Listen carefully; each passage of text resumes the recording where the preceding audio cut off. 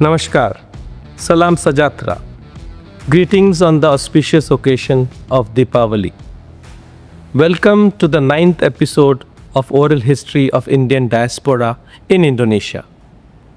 During Deepavali, particularly people like us who live abroad, one thing that we miss is Indian food and Indian sweets. Fortunately for us in Indonesia, we have Ganesha ek Sanskriti fulfilling this needs for many, many years. In this episode, we feature Shilpa Dave and Shiv Dave, who have really made a huge impact on the culinary scene of Indonesia by bringing in quality Indian food through their restaurants in various parts of Indonesia. Come, let us listen to this treat from Shiv and Shilpa Dave. Namaskar Devji. Namaskar Shilpa. Namaskar. Welcome to yet another episode of Oral History of Indian Diaspora in Indonesia. We are very excited to be at Shali's, your latest venture. Excellent restaurant. So thank you for hosting us over here. Let's start with your roots, right? Where do you come from in India and when did you come to Indonesia? Devji, let's start with you. Sure. You can just call me Shiv. So thank you so much for your time and having us here. Really appreciate that. I belong to Jodhpur originally. I was born in a place called Falodi. Now it's a district on its own, about 130 kilometers west of Jodhpur, bordering the Rajasthan borders with Pakistan. And we moved to Jaipur in 77. Did my CA in India, worked for Tata Steel and CDOT. And then accidentally got a job here in Indonesia and landed here January 93. So it's been 32 years plus and counting. Wow.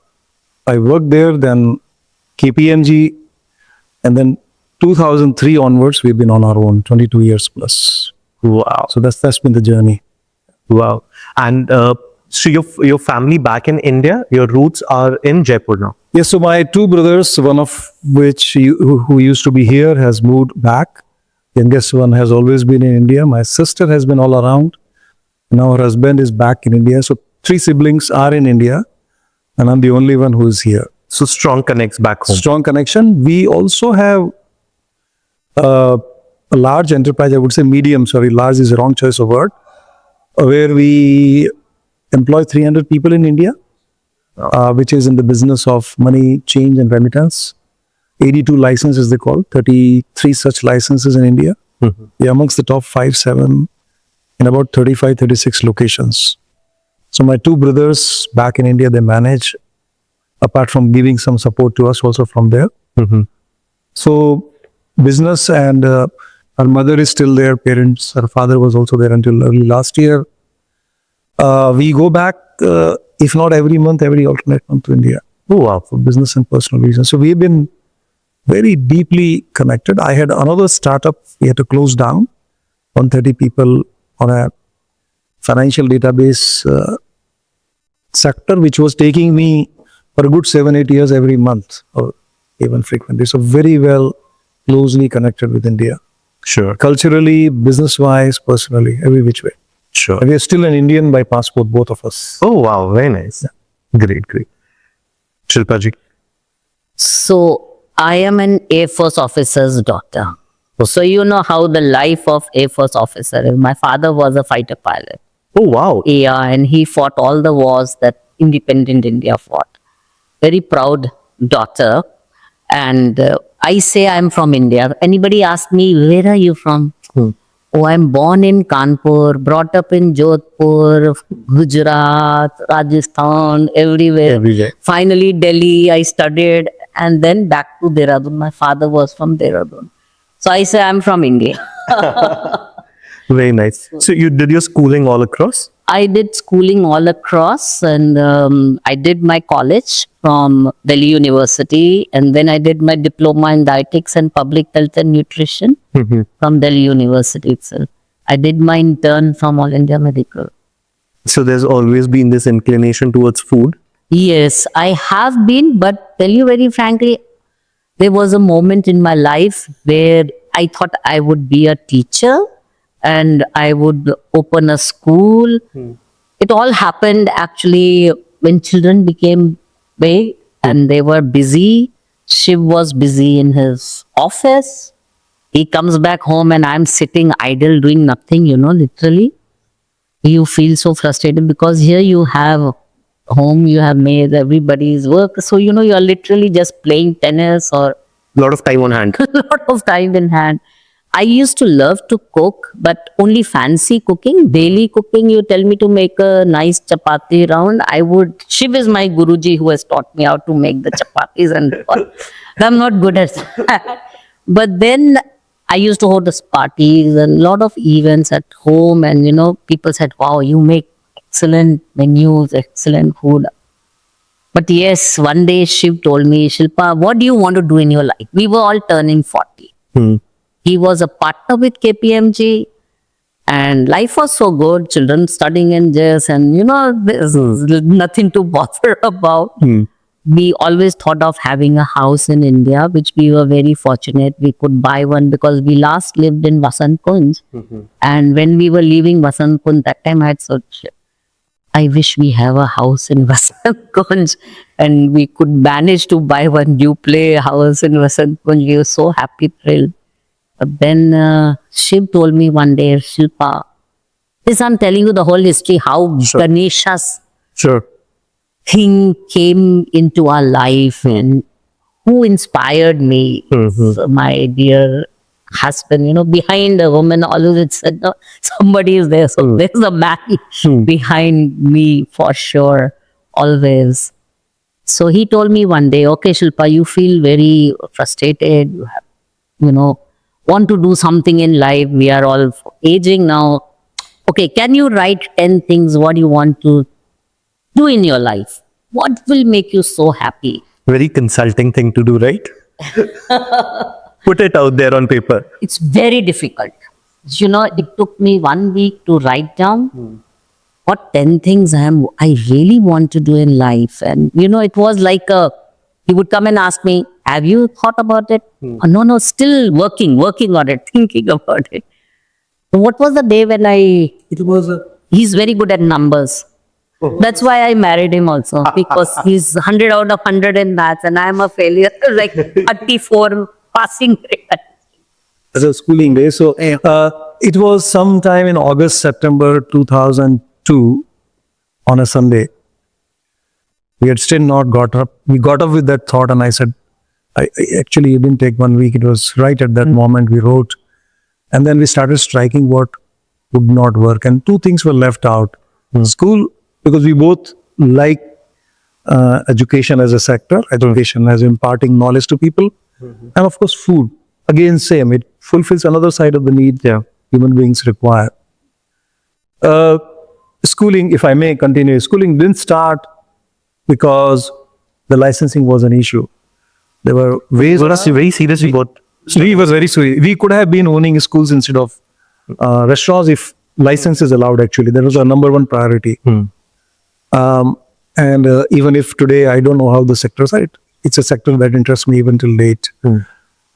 Restaurant was the choice because it was 100% foreign ownership was allowed, and we didn't want to do through nominee or there are a lot of structures available. Correct. People have adopted that in coal mines and other sectors. We didn't want to do.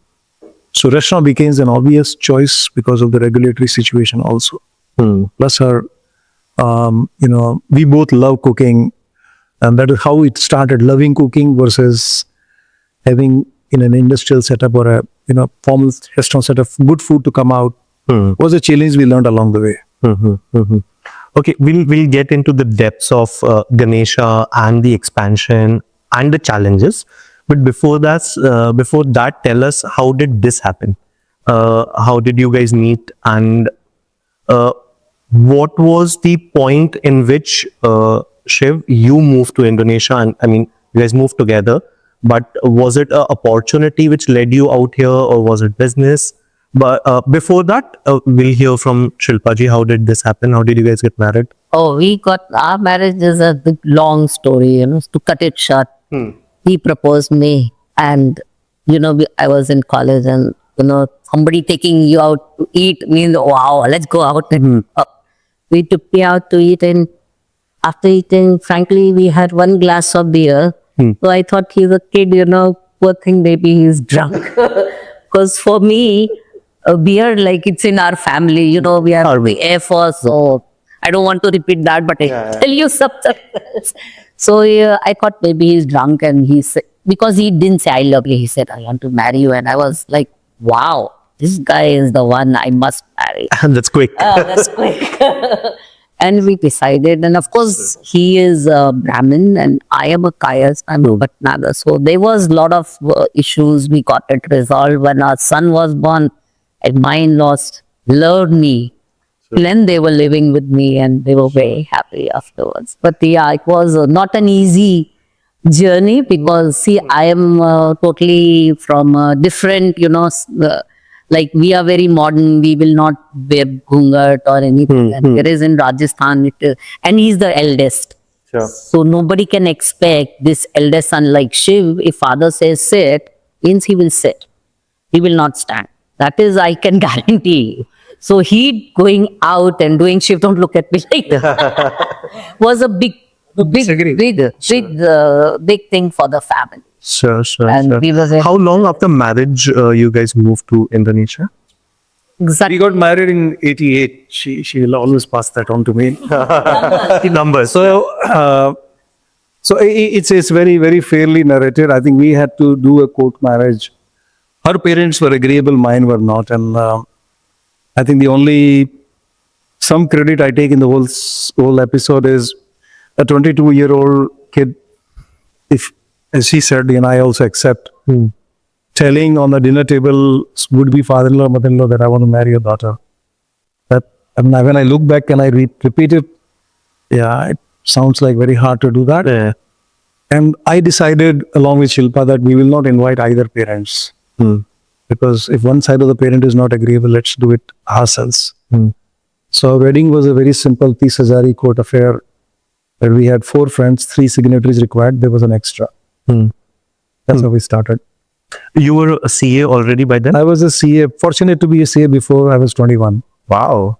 So I was working with Tata Steel and Sure. Yeah, I looked into a CA. I didn't marry just like that. so sometimes, you know, this is an interesting message that sometimes your marks can also get you Married. some good life partner, not just the looks. True.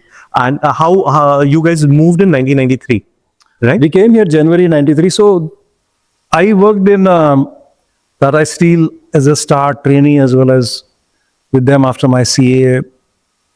Then moved to Delhi, largely to be with her because she was in Delhi. With CDOT, and CDOT was founded by Mr. Petroda, as you all know.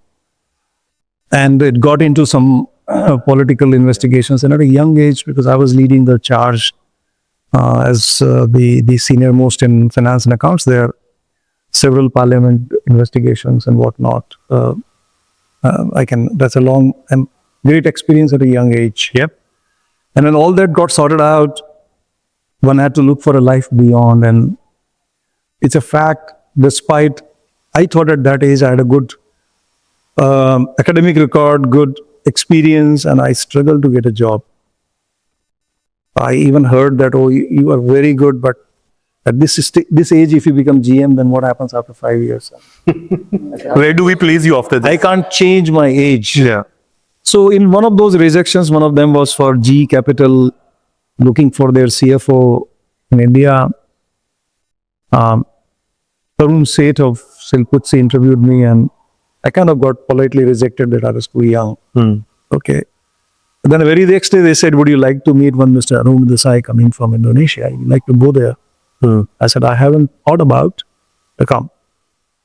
And I got a job offer across the table. I thought Mr. Desai, who was also ex-Hindustan Lever, I think deputy CFO or something, I was very impressed with him. He probably liked me. That's why across the table he asked me to come. So we landed in Indonesia. I tried my best to get a job in India. It's for record, the fact, didn't get it. So it was destiny's choice. I believe a lot in that. The company went through the 97-98 crisis. Some of the things I never liked. Would pray every day to God, please take me away from there. I had 2 children and a family. Can't just resign and go back to India. And I got an unsolicited job offer from KPMG and landed there. 4 years later, and doing something of my own, had been there since India days, and I thought I can't do consulting for the next 25 years, the retirement age for KPMG. So I started thinking, and I asked her also that if I have something, she should also have something. Now apart from love for food and doing something, I think I would also say I observed, having had the opportunity to work with some of the finance people, big business houses, or people at highest level in government, there was a disconnect as you age between you and your wife's life. You become busy, children grow up, start to need less of you. Yeah.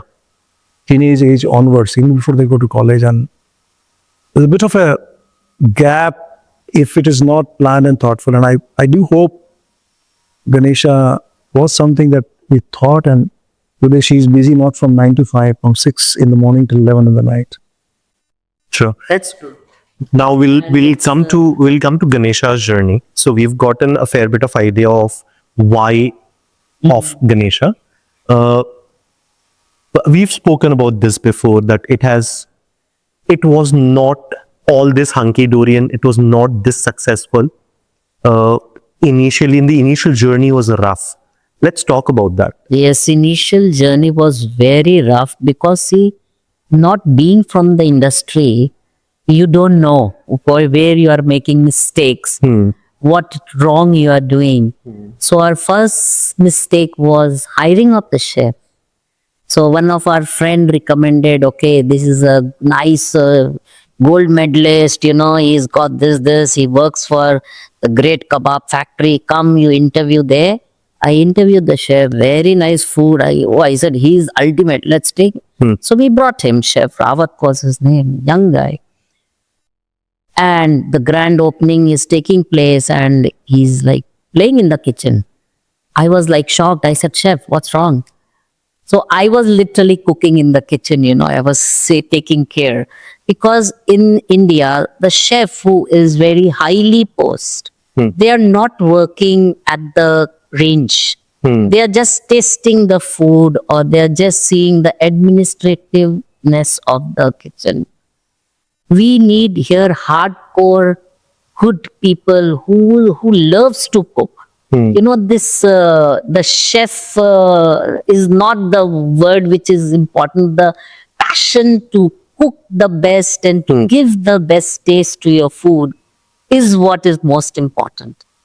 So I literally had to tell that chef to leave because it was getting on me, and he could not do so many things, and I had to tell. Which location was this? This was we first started in 2003 in BRI. That was the same one. First restaurant. That's our flagship restaurant in BRI. Sure. So then we hired. Then what I do now, I go to the chef, tell him, chef, you are going to cook these things. Come to my house or a place I give him where there's a demo kitchen.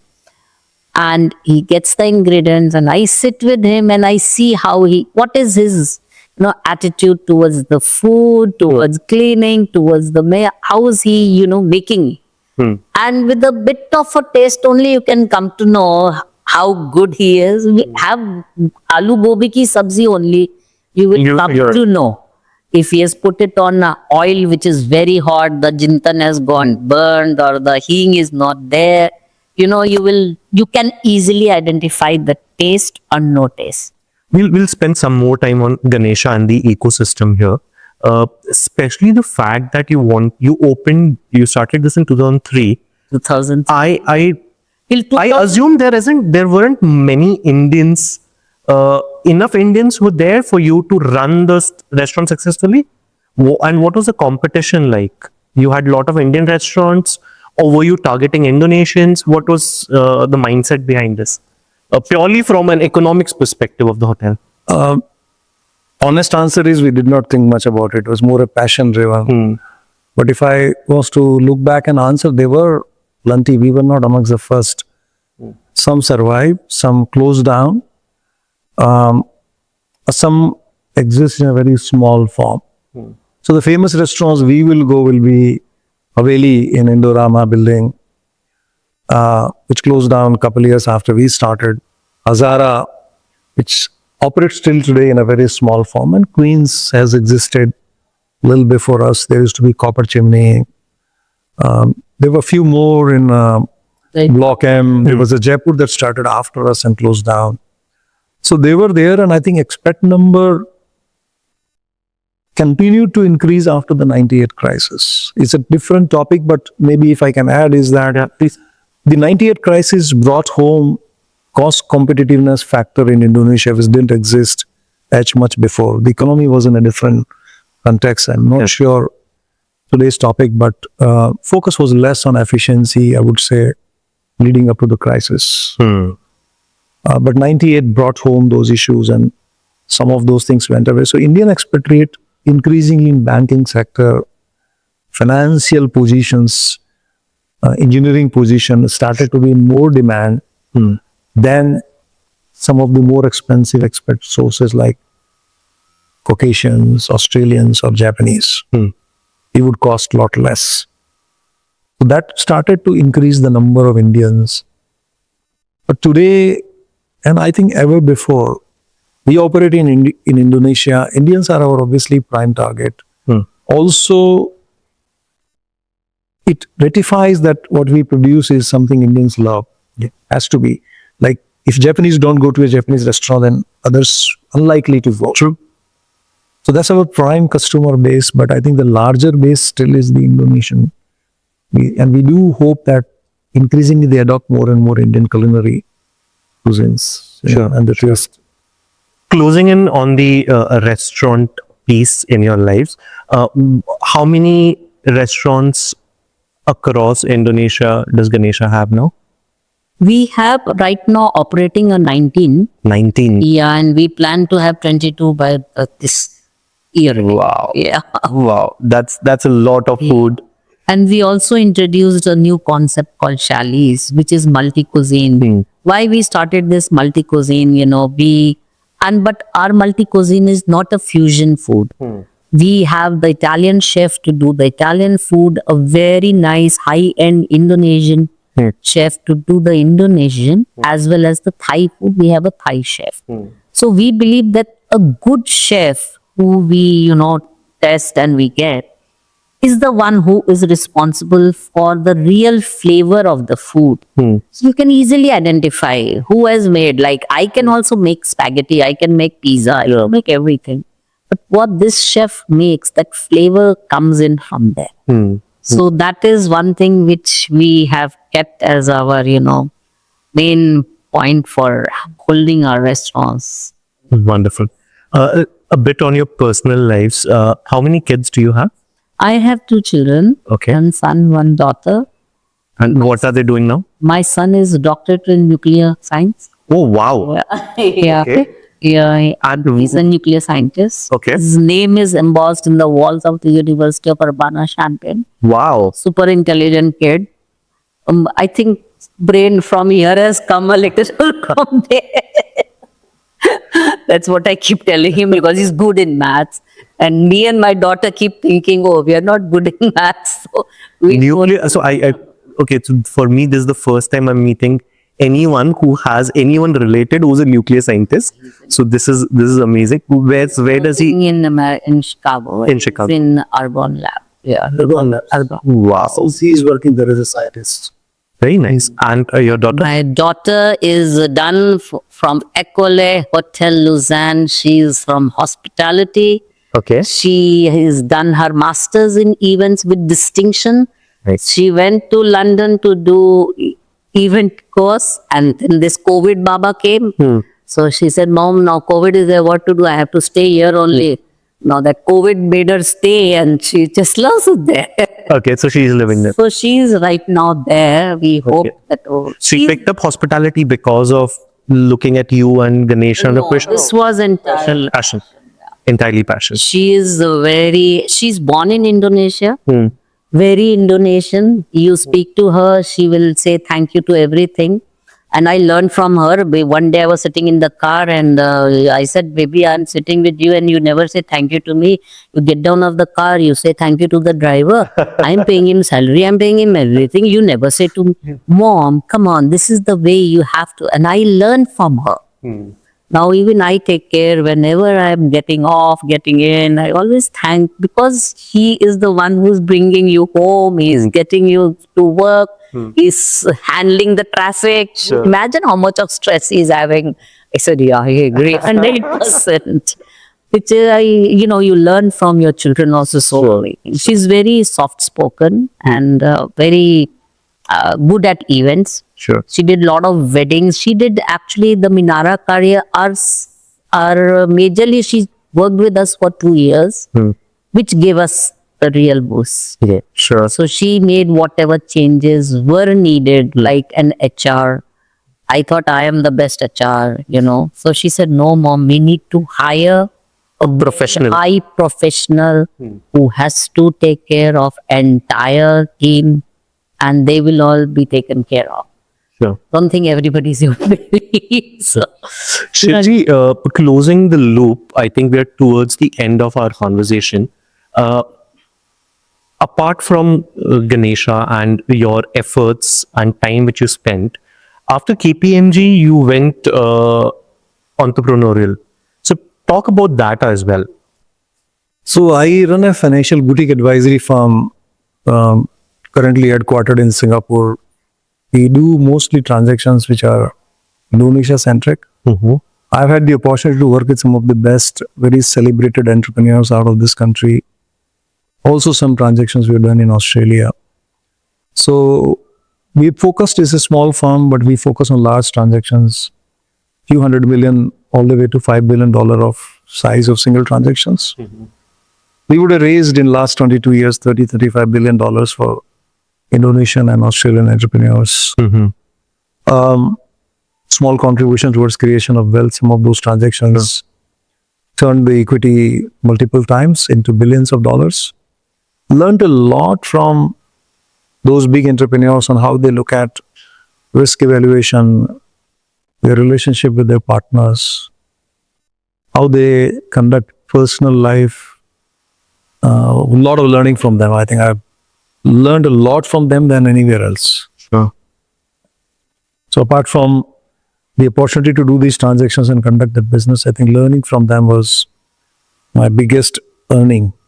Okay, Shivji, share with us a few things which you are grateful about, especially Indonesia.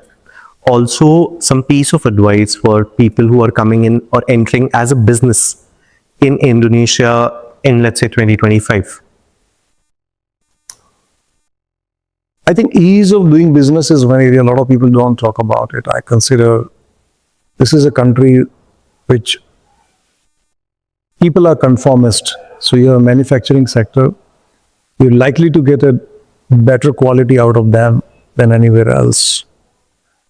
They look laid back, but I think they are more, what we call in Gita, resigned to reality type. So they live with the reality of life much more peacefully, apply the intelligence where required, which may be misconstrued. So I call it, in applied intelligence wise, they rank very high. This is a country where you still have a lot of opportunity to make money, especially in service sector like mine, and also in other sectors. That's what I would say. They have done one of the fastest process of democratization when you see, even like we take example of our neighbors back home, which limp back to democracy on and off, they have stood there. They have their own model, their own culture. One thing I would very dearly say is that from day one till today, never felt we're living in a largest Muslim population country. Never a safety issue, never walking around felt we are not in our home country.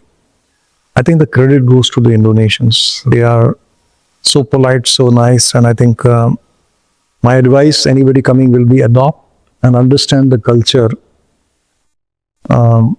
You will be very happy here. It's one of the best places on the earth to live. This is wonderful. thank you so much for doing this. It was lovely talking to both of you. Me, my family, been big fan of the food, and of course Shilpa ji. And it was a pleasure meeting you, Chief. Thank you so much for doing this. Thank Thank you for time. Thanks for coming over. Thank you.